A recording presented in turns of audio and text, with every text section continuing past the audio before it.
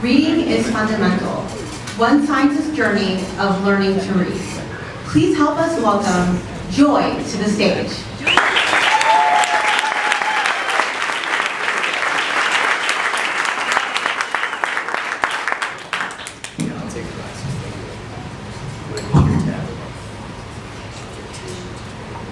My name is Joyce Ferry, or Joy, and I'm dyslexic.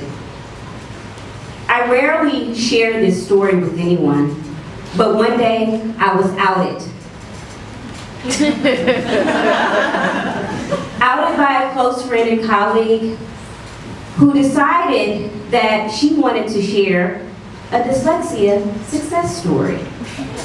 So at a very public meeting that I was not at, she tells the story of her child who has dyslexia and about the child's struggles and then successes. And then she says, well, let me tell you another story, as the story is told to me. I have a friend and colleague named Dr. Joy. Sounds kind of weird, but that's what they call me sometimes. And she's a scientist at Mayo Clinic, and she's dyslexic. So after the meeting, I got phone calls, emails, and saying, Joy, why did you tell me? I had no idea. Well, for me, who didn't want to share my little secret, I was like, oh my gosh, I've been outed. So, what did I think? I thought that this reminded me of the days of elementary school. Those moments when I was teased about my inability to spell that simple word like plus. Or those moments when I could spell the really hard word, but then you asked me which we should use, I couldn't tell you. Or which there. So as an African American, I know fully well the story of literacy. As a psychiatric epidemiologist and health educator, I can quote statistics to you all day about why literacy is important. But what we fail to realize is the fact that literacy impacts everything that we do. So yes, I was teased about my last name, because anytime you have a name like Balls, people make jokes.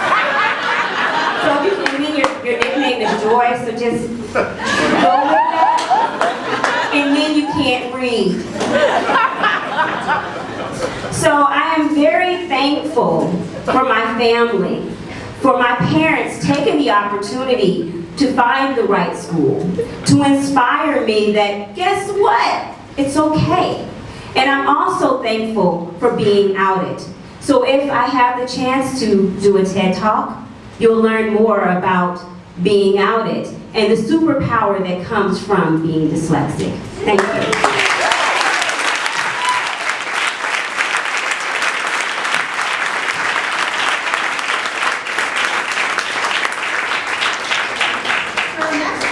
Is from the wilds of Canada. John Barters moved to the United States to attend college. After working on Wall Street, John decided to settle down in Rochester, where he taught math and technology at Rochester Montessori School and Willow Creek. Please help us welcome John to the stage.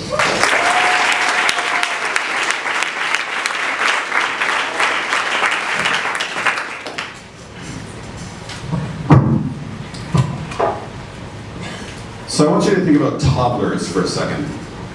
When a toddler sees something that they're not familiar with, what do? They push it, they poke it, they kick it, lick it, eat it, dance with it, sing with it, throw it down the stairs.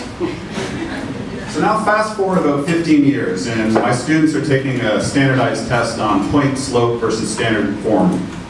And which is great, because it tells me how they're doing compared to their peers across the country.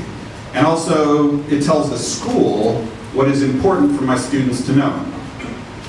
But is point slope versus standard form really crucial for society?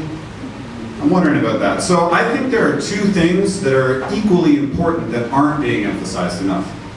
One of them is critical thinking. So in this modern age of 24/7 information all the time, I think my students really need to know how to read a website, listen to the radio, their friends, family, parents, teachers, and actually think critically and question them.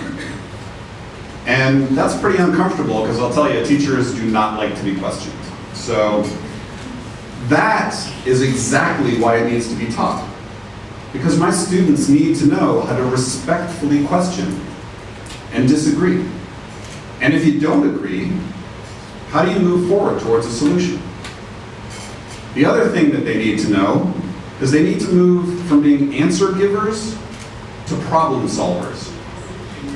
So in my classroom and in classrooms around the country, you got a bunch of kids who sit there waiting for you to fill their brains with stuff so that they can spit it back to you on a test and get the grade that they want and take it home to their parents. But what happens when they see something unfamiliar? Do they push it and poke it and lick it and eat it and dance with it and sing with it? No, that toddler has been trained to sit down and wait for help. So how do we fix that? How do we make that important again? We have to test it. We have to ask them questions like, you want to put a basketball court in the middle of a city park, what do you need to do? You want to put on a show for a couple thousand people, what are the considerations? You start asking questions like that, and I'll tell you, they know how to use math and English and critical thinking skills pretty quick. And you start evaluating teachers and schools on questions like that, they'll come up with creative and innovative ways to teach it. I'm not saying math and English are not important. Those are the tools we use. But if we start having questions like that, then these kids are going to learn how to use those tools to solve the types of problems that they're going to face for the rest of their lives. Woo!